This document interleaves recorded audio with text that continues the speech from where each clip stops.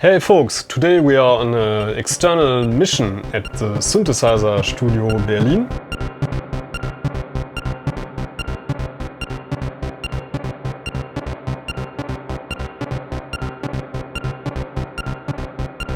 And this is our host, Stefan. Hi. Hi. So Stefan, tell us, what is the Synthesizer Studio Berlin?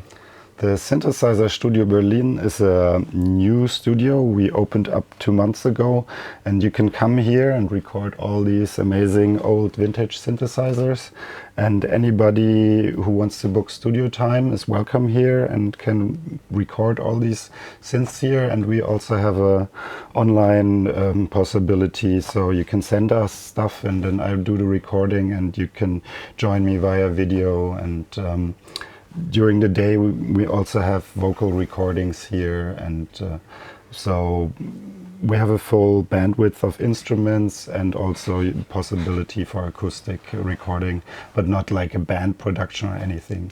So we have techno producers, hip-hop producers, all kinds of instrumental stuff that gets produced, mixed and mastered here. And we also develop our own instruments that we're gonna sell on our website. But this is stuff that I'm doing right now. Basically, I'm developing the user interface for some contact and reactor instruments right now. And we'll also be providing multi-samples for Ableton and Bitwig. So anybody who wants to maybe play a polyphonic version of a System 700, like with a multi-sample behind it, we will provide that in the near future.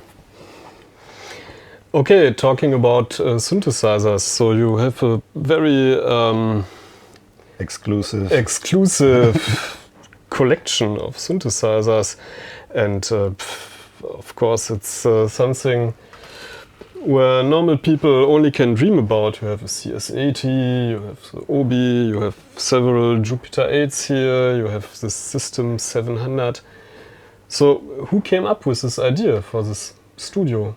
I met the owner of all these amazing synthesizers a few years ago during a concert for Max Cooper, and then a year later I called his wife if she needed some help mastering for her video productions, and then I came to her house and he was just sitting there and asked me if I wanted to open up a synthesizer studio with him. And I was like, end of Corona, and I was like, not that much happening in the music industry right now, like sure, let's open up a synthesizer studio. And he's basically collecting synthesizers for 30 years, and he's a multi-platinum pop and film composer, so he has enough resources to buy all these amazing synthesizers. And yeah, so he's composing 38 hours of music every year basically, so he's constantly composing, and he has used all these instruments, but at some point when the collection gets so big you can't use all of them all the time. So he had this extra room here in this house. He owns the whole building where we sit in here, and his wife has a green screen studio here, and there's some other video production going on here in the house as well. And this was basically used for vocal recording until last year.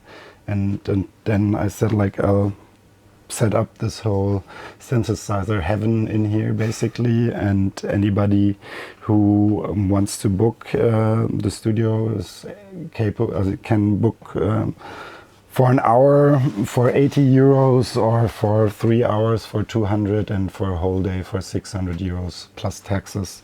And then you're welcome here, and I'll help you record everything here. And that's basically, we wanted to make it possible for everyone who can't like buy one of these to be actually able for a day or two to record one. Like the prices aren't that high that, like, if you save up a little bit, then you can come here for a day. That shouldn't be a problem for most people. Yeah, and do you need to come to Berlin to record in the studio? I mean, if you want to play the synthesizers yourself, like the CS-80, then you have to come to Berlin, because the CS-80 is one of the ones that is not MIDI-fied. It's an instrument meant to be played with own hands.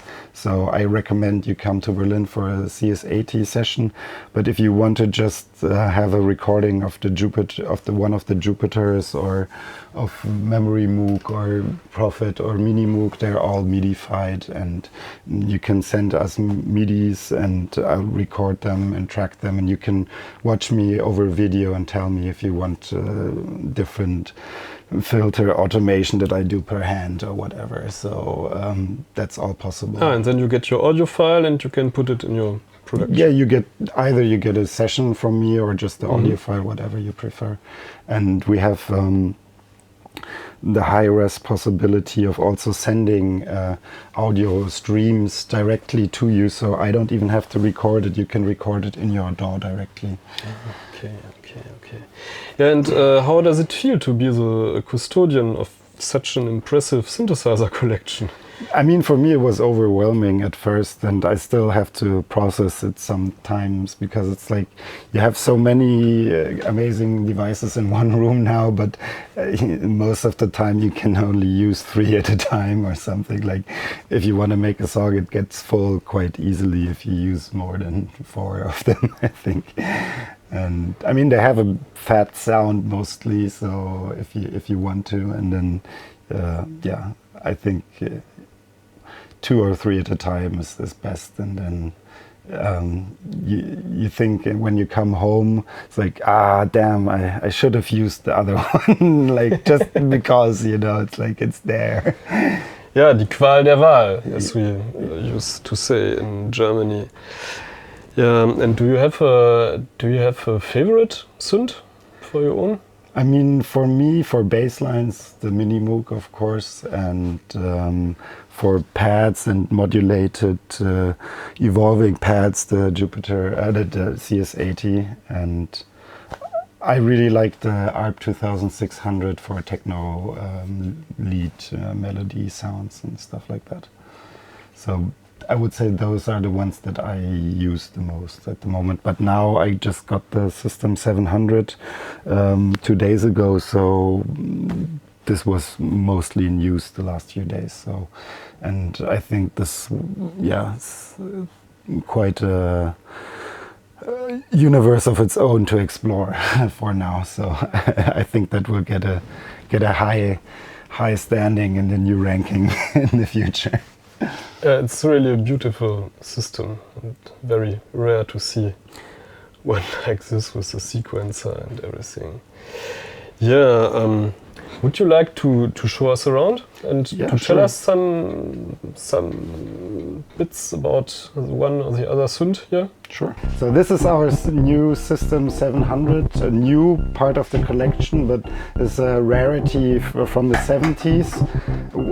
One of the few big modular systems that Roland built, and the special thing here is the sequencer, and here you can choose different lengths for each step, and then you can turn them on and off, and you can even choose the length here for each step. So you hear jumps, like the rhythm. You can really make a groove feel very different than in most standard sequencers that all have just one speed basically for each step. And here you can just turn them on or off and choose a different length. And then it can also go in a super speed. So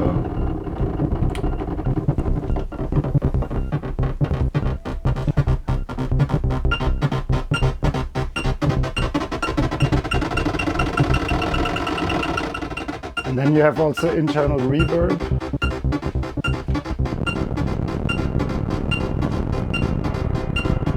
And you can pan the voices.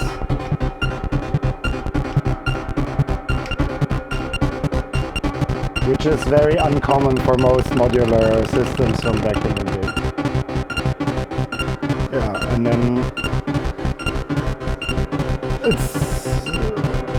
you have a lot of oscillators, quite a few LFOs and all the rest of the standard ADSR, which you typically get in a synthesizer, but everything more than you actually need to build a sound, so you can build huge drones or just very fat techno bass lines or synth leads, or you just make 60s, 70s space sounds for sci-fi movies or something like that.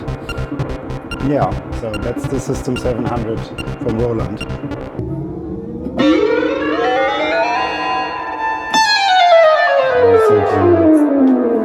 Die Sendung, ja. Wenn man das ausmacht, dann sagt das hier der Attack und Decay für den Ringmodulator halt, ist auch geil.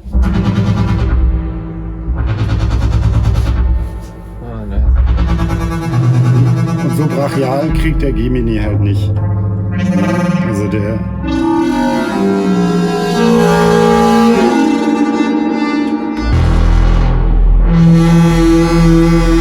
Und die U-Boot-Sounds.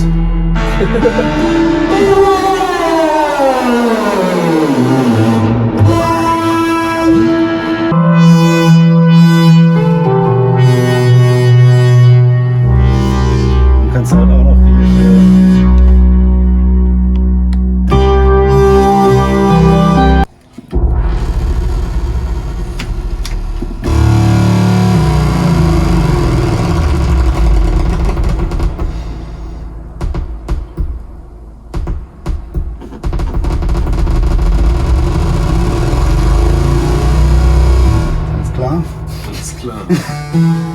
So the CS-80 is my favorite for crazy sounds, I would say, and pads and how do you say, like fluty lead sounds.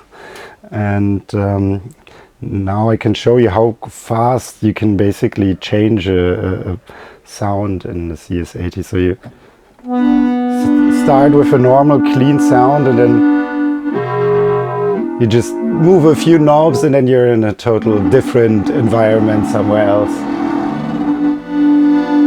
And if you just want to make some nice fluty sounds, you just turn all the other oscillators in the front off, and then you just go for the sine oscillators.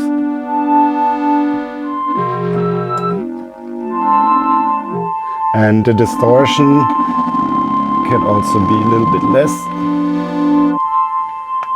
So you can have a very clean CS-80, or you can have a like distortion like no other instrument, basically, when you turn everything up.